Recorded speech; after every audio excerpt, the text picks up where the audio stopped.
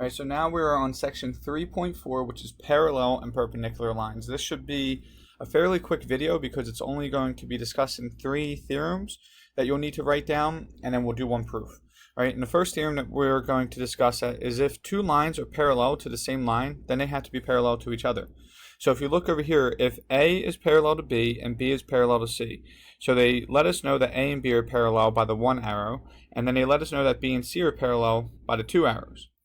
Right, so if A is parallel to B and B is parallel to C, then that means that we can conclude that A is parallel to C. Right, this is kind of like our transitive property or our law of syllogism, where we're saying if A is parallel to B and B is parallel to C, then that means A also has to be parallel to C. Right, then the next theorem is in a plane, if two lines are perpendicular to the same line, then they are parallel to each other. So this one makes sense even without this theorem, because if we know if two lines have corresponding angles, which they are here, and they are congruent, then we know that the two lines have to be parallel. All right, but this one has a specific theorem that if two lines are perpendicular to the same line, then that means those two lines have to be parallel.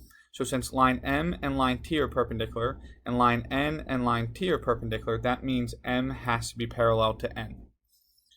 Right? And then the next one, then there's one more theorem that we're going to discuss, and that is the perpendicular transversal theorem. So this states that if two lines are parallel, all right, so it tells us that two lines are parallel, and that one of those parallel lines are perpendicular to a transversal, then that means the other one also has to be perpendicular, which this will make sense even without this theorem as well, because we know if two lines are parallel, then we know corresponding angles has to be congruent. So if that's 90 degrees, this has to be 90 degrees. All right, so if a line is perpendicular to one of two parallel lines, then it's also perpendicular to the other. So if we're given this information, we can then conclude that line N and line M also have to be perpendicular. All right, and then there's one proof that we're going to do with this, and then that's it for this section.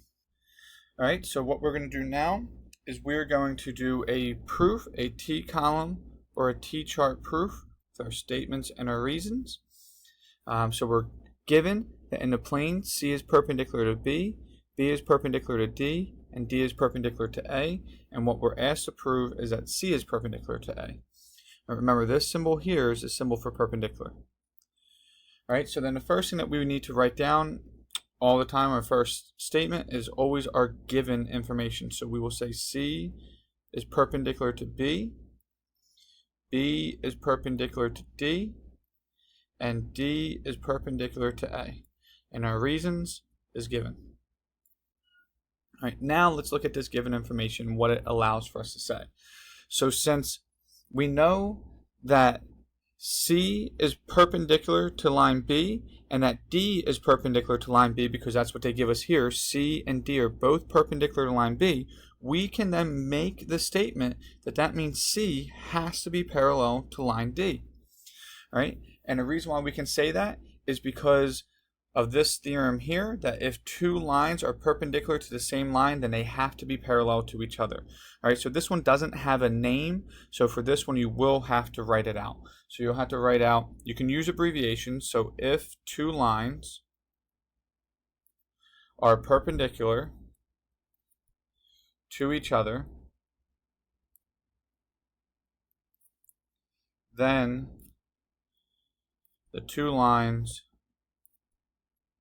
are parallel.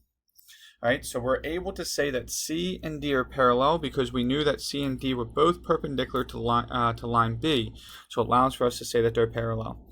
And now the reason why we wanted to say that is if C and D are parallel, let me extend this out, so if they're parallel, and if D is perpendicular to line A, because they give us that, then that means both parallel lines would also have to be perpendicular. So then the last statement that we need to make is what we're asked to prove is that C is perpendicular to A, and we're able to do this by the perpendicular transversal theorem, because that states if a line is perpendicular to one of two parallel lines, that means the other has to be perpendicular as well.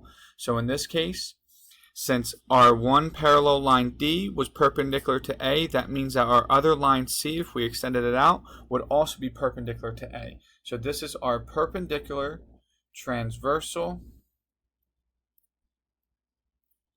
theorem. All right, and that is it for this video.